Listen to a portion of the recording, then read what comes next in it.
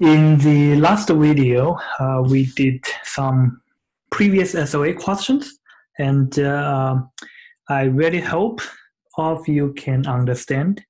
But if at this moment you have some little issue, that's probably understandable. For the exams of this course, most of the questions will be at the level of normal practice questions from the textbook. There may be a small portion of questions which are somehow around the level of SOA questions, like the previous questions. Say, for example, for chapter 1, the last 4 questions from 1.17 to 1.20 would be the SOA level.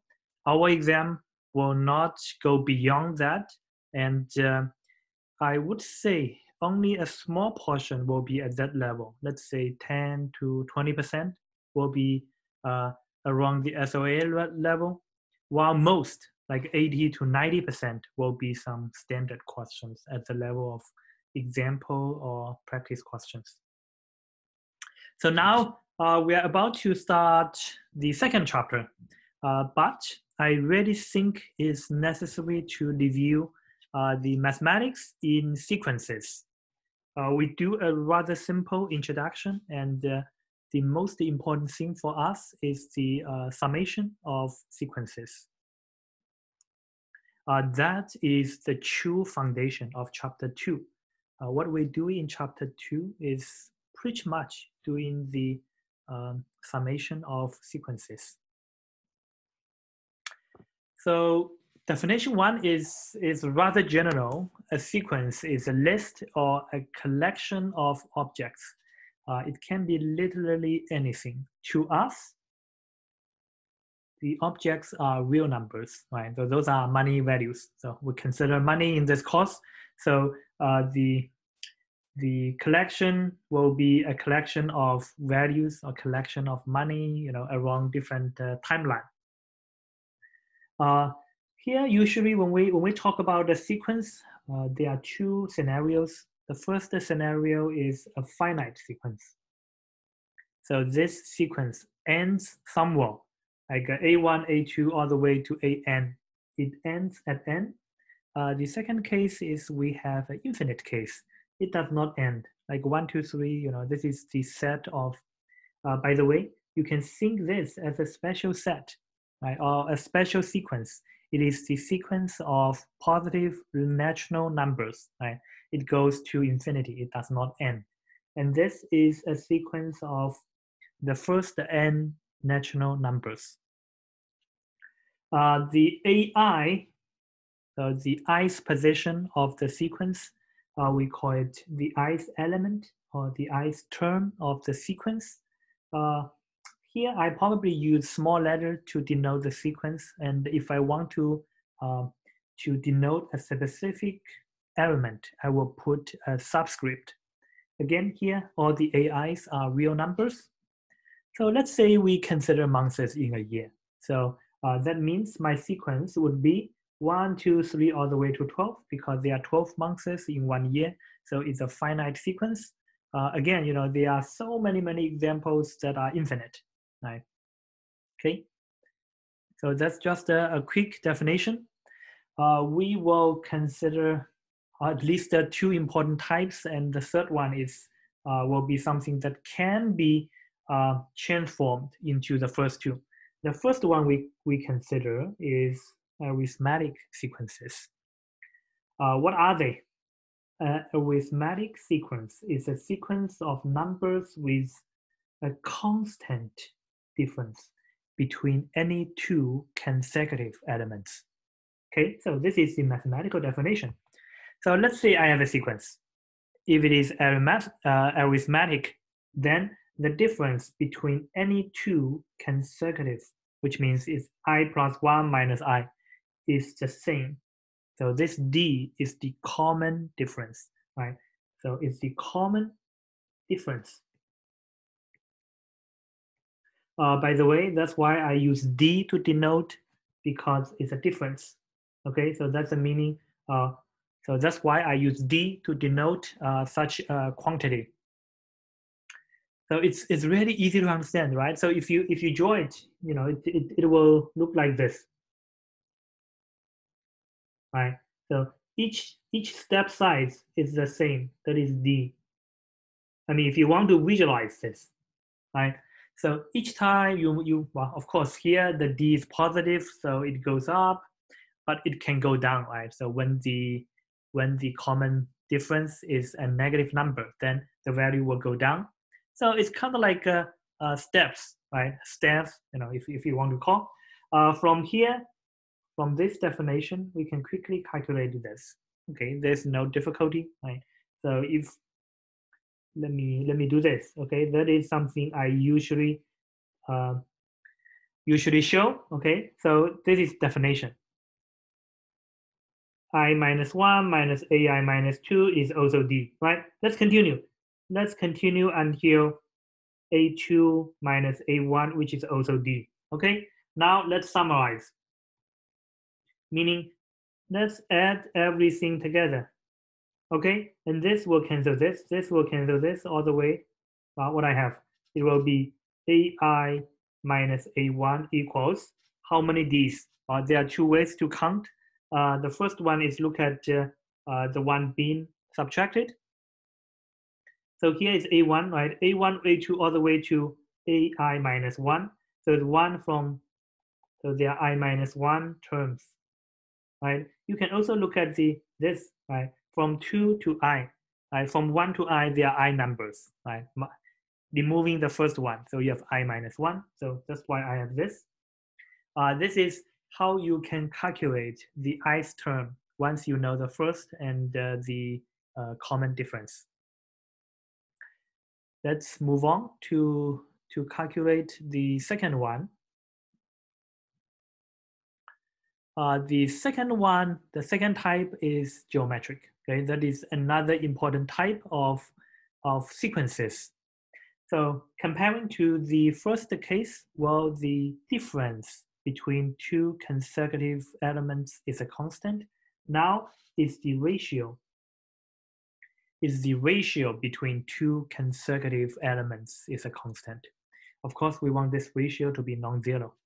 So by definition, the I plus 1's element over the ith element is a constant. So we denote that constant by R. Again, that's because R stands for ratio.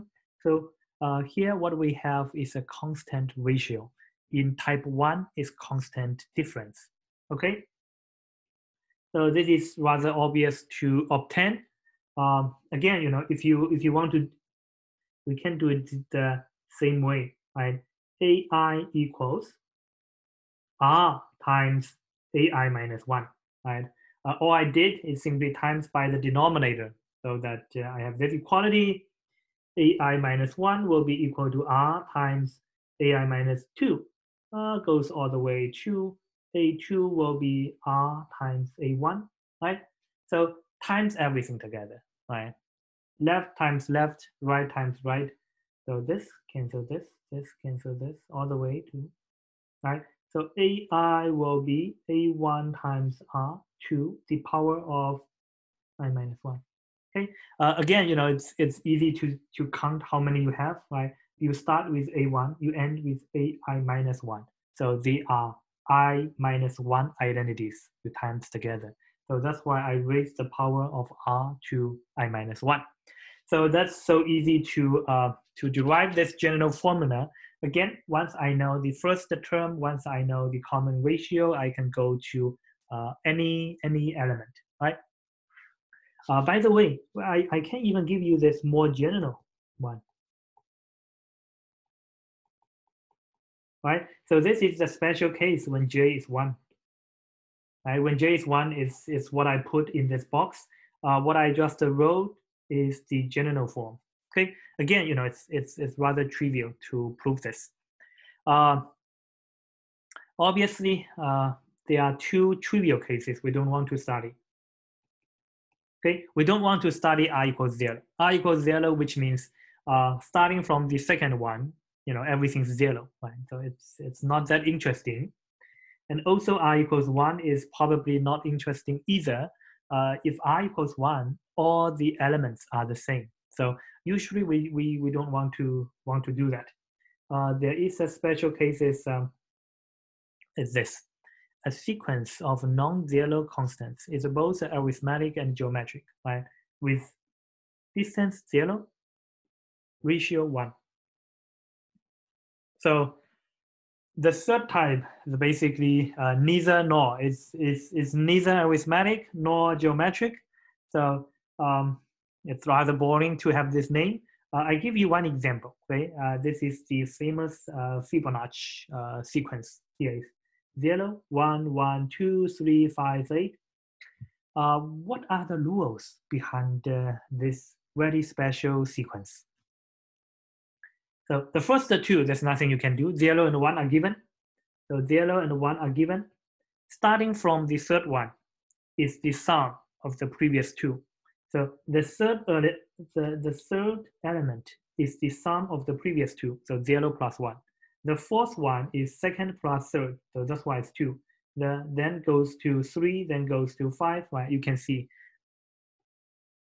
So we need the first two elements to start with, and then any item you want to, any term you want to calculate, you simply summarize the previous two. Okay.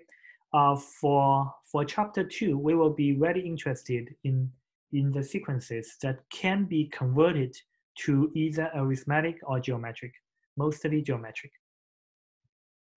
As mentioned, in chapter 2, what we do can be summarized as doing summation of a sequence. So it is very, very important to know the summation formula of arithmetic and geometric sequences.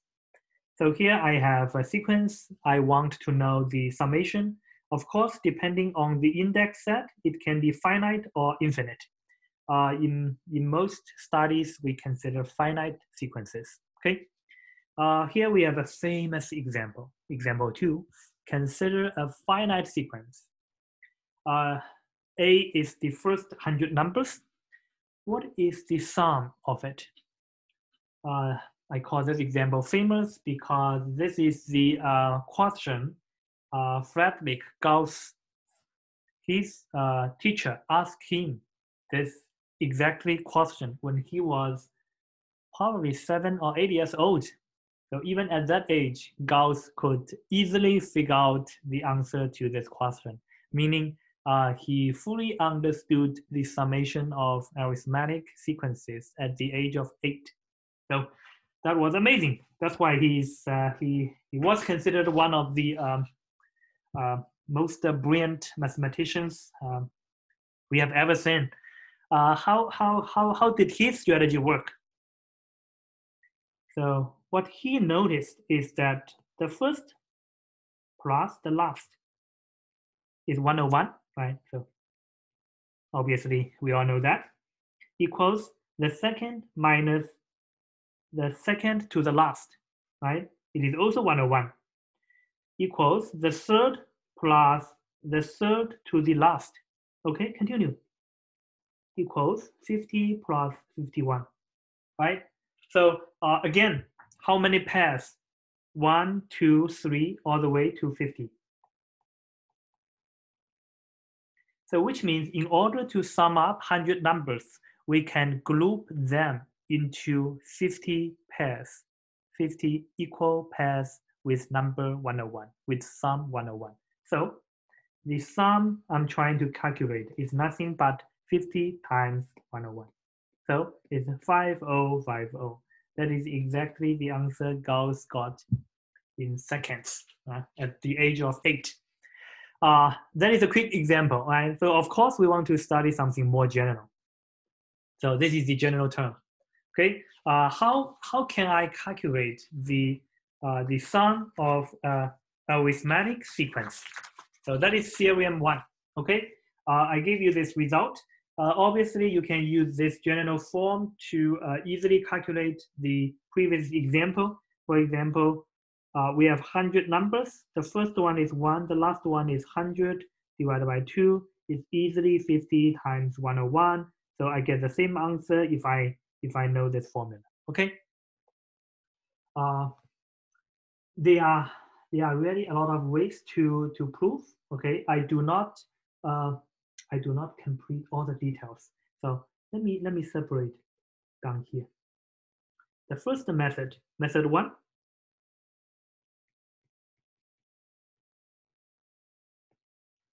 I do it in a more direct way. Okay, what I do is I need to separate. So if the number of terms to be summed up is an even number, like the one in the Gauss example, there are 100 numbers. 100 is an even number, right? So if it's an even number, I can apply the same trick. A1 plus A2k equals A2 plus A2k minus 1, etc., right? So notice the reason why those pairs are equal is because if you focus on the subscript, 1 plus 2k, 2 plus 2k minus 1 is 2k plus 1, right? So actually the index, they have the same summation. So as long as you have that, you have the same pair, the pair of the same value, okay? So obviously, how many pairs? We have k pairs. K is n over 2, right? They all have the same sum. Okay, I write A2k back as, right? So it's proved, right? I already proved that the first result if the number n is even number. Now I consider when n is odd number, right? So everything is pretty much the same, but now it's A2k plus 1. Okay, so their sum will be equal to A2 plus A2k. Again, I claim they are equal because if you look at the sum of the index, it's 2k plus 2, it's 2k plus 2. So I can continue, right? So what would be the last one? Okay, so the last one will be AK plus AK plus 2. Again, I know this is the term because I can count all the way to k. And what I need for the second term is going to be AK plus 2 because I want the summation of the index to be 2k plus 2, right? Okay, if you pay attention, you see that there is one term that is missing. I haven't used, that is AK plus 1. Okay, so my sum now will be, again, how many pairs? There are k pairs, A1 plus A2k plus 1, and I need to add back the one I haven't used in those pairs. Okay, then you need to do some calculation to bring back this entire term. The calculation you need is this. Let me show you the definition. Okay, what you need is this. Okay, the general result of the ice term, and then you can prove. I leave that to you to complete. If you can't, let me know, and I can answer your question during office hours. The second method is more powerful. It actually has a name. It's called mathematical induction. Technically speaking, if you study higher level mathematics, this is one of the methods you are going to learn. Okay, so what you start is there is a base step. I call it step 1. Is when you look at the first one. So we are trying to prove this for general n. The first one is S1, right? What is S1? S1 is nothing but A1. So what is the right-hand side when n is 1? Is A1 plus A1 divided by 2, obviously we are A1, right? So it's checked. So this formula holds when n is 1. So I give it a check sign. Then I move on to step 2. I assume this is good for n. Okay, and I want to show the same formula actually is correct for the next one. Then I will be able to claim this is true for anyone because I know the first is correct, and I know whenever this formula holds for an arbitrary constant, it will be true for the next one as well. Then I can apply the induction to claim this is true for every possible n. Okay, this is actually not difficult because when I do the summation, right, you sum up the first n plus 1 terms.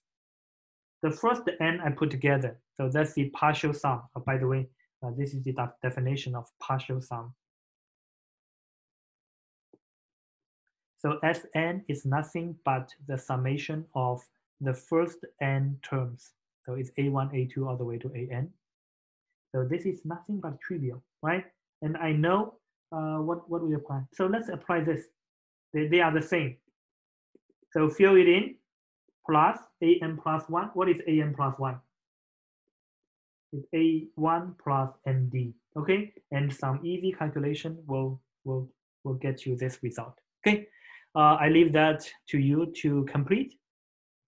The second one is more important to us. Everything is the same except now our sequence is a geometric sequence. And this is the famous result. How can we calculate this? So this is pretty much nothing. I just repeat the definition. Sn is the summation of the first n items, okay? We are trying to calculate Sn. A is a geometric sequence. So I know A2, what is A2? A2 will be R times A1, right? And the same thing goes on. By looking at that, what immediately motivates me to do is times this entire thing by R.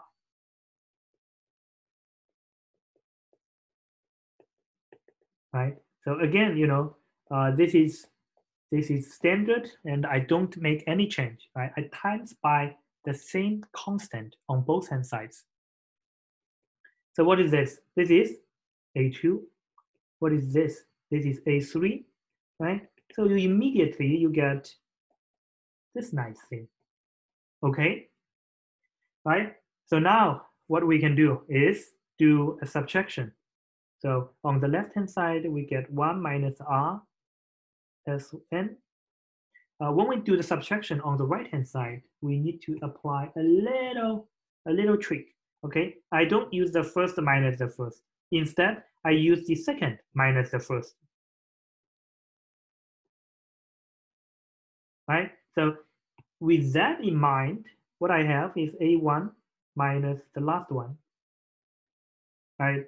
So now I apply the result for the term. So this will be A1 times R to the nth power, right? So if R is not 0, not 1, if R is 0, you know, I get nothing. So R is not 1, so I can divide by 1 minus R. So I get this, right? So obviously, you know, some of you may wonder, we are learning actuarial science. Why did I spend so much time doing math? Okay, the reason is very, very simple. Okay, so if you treat actuarial science nothing but the application, you will have, you probably will have easier time at the beginning, such as in this course, but later on, if you don't have a good foundation in mathematics, that's going to limit you later on in the future. You will have harder and harder time in learning more advanced materials. Okay, but if we start at the beginning with necessary mathematics, that will actually help you understand the true essence behind the actuarial science. Okay, hopefully that's the strategy working for you. At least from my own experience, I feel that's the more effective way of learning mathematics and actuarial science at the same time. This is very trivial because when this is less than 1, we know this is 0. Okay, because of this, so you know the previous result naturally applies. I will pretty much end here for this review, and Hopefully you understand the proofs, but nevertheless, you will need to know the formulas, right? We are going to apply them very frequently in chapter 2. And personally, I would feel the proofs are not that difficult to understand, and it's somehow maybe you studied something similar even in high school of geometric and arithmetic sequences. Okay, so I will stop here, and in the next video I will start chapter 2.